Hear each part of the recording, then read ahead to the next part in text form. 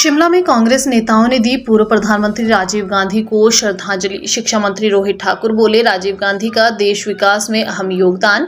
प्रियंका राहुल गांधी और खड़गे 25 मई के बाद करेंगे हिमाचल में चुनावी जनसभाएं। पूर्व प्रधानमंत्री राजीव गांधी की पुण्यतिथि के मौके पर शिक्षा मंत्री रोहित ठाकुर और अन्य कांग्रेस नेताओं ने छोटा शिमला स्थित राजीव गांधी की प्रतिमा पर पुष्प अर्पित कर श्रद्धांजलि दी।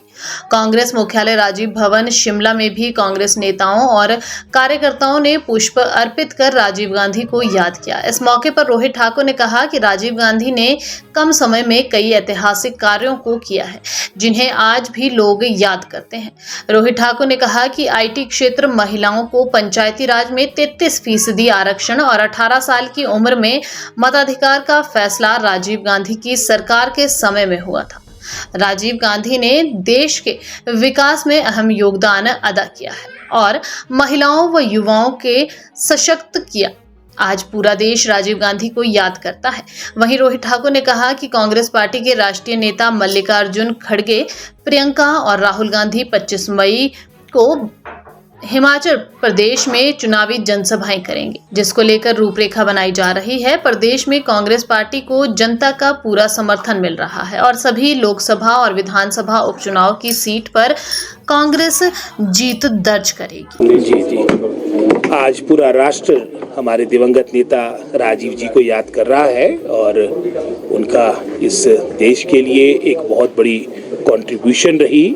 हालांकि उनकी प्रधानमंत्री के रूप में अगर आप उनके पूरे कार्यकाल पे नजर डालें, उसका समय कम था, लेकिन बहुत ही मैं समझता हूँ ऐतिहासिक कार्य उनके कार्यकाल के दौरान हुए। विशेषकर मैं समझता हूँ इंफॉर्मेशन टेक्नोलॉजी, जिसका आज डंका पूरे विश्व में भारत बना रहा है और आपको एक अलग पहचान है हमारे देश की, उसमें उनका एक बहुत बड़ा योगदान रहा। हमारे महिला सशक्तिकरण, युवाओं के सशक्तिकरण के लिए जो कदम उनके कार्यकाल के दौरान उठाए गए वो ऐतिहासिक है। 18 साल का मताधिकार उनके ही कार्यकाल के दौरान एक बहुत बड़ा फैसला तत्कालीन सरकार ने लिया था और साथ ही साथ महिला वर्ग की भागीदारी आपकी सुनिश्चित हो, इस सोच के साथ पंचायती राज में भी जो हमारा 33% का जो रिजर्वेशन आया था उनके कार्यकाल के दौरान ही उसकी नींव रखी गई थी। उनकी बहुत बड़ी कंट्रीब्यूशन है और वर्तमान में मैं समझता हूँ कांग्रेस पार्टी ने ही पूरा राष्ट्र उनकी सेवाओं को हमेशा याद करेगा और अंत में देश की एकता और अखंडता के लिए उन्होंने अपना सर्वोच्च बलिदान दिया था। हमें मैं समझता हूँ गर्व है कि हमारे देश में ऐसे नेता रहे हैं और इसी संदर्भ में हम सभी कांग्रेस जन यहाँ पर एकत्रित हुए हैं।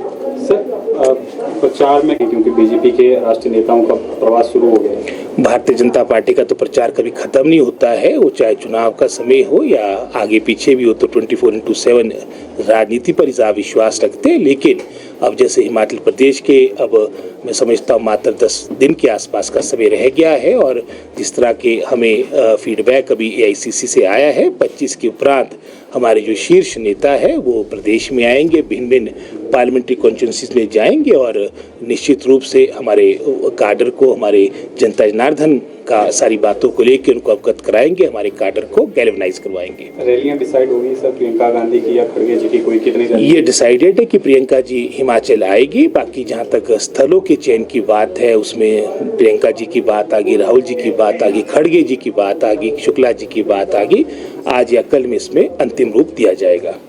सर, दूसरा कल जो है भाजपा ने शिकायत की है, जो कल ताजा में हुआ है, जो उसमें कहा है कि कांग्रेस के जो कार्यकर्ता है, कांग्रेस के नेता द्वारा जानबूझकर जो पथराव यहाँ पर किया है, उस पर शिकायत की है, आपका क्या कहना है? अब इसकी एग्जैक्टली मैं भी प्रचार में आप जानते ही है कि कार्यभार मिला है शिमला संसदीय क्षेत्र का, तो उसमें मैं कल रात के 1-2 बजे पहुंचा हूं। अब इसके बारे में मैं डिटेल में सारी जानकारी जब मेरे को प्राप्त होगी उसके बाद ही मैं कुछ कह पाऊंगा। पर कांग्रेस पार्टी कभी भी हिंसा में विश्वास नहीं करती है। ये मात्र मैं समझता हूँ अपनी हार को देखते हुए जो निश्चित है मंडी संसदीय क्षेत्र में, उसको देखते हुए भारतीय जनता पार्टी की इस तरह का आरोप लगा रही है।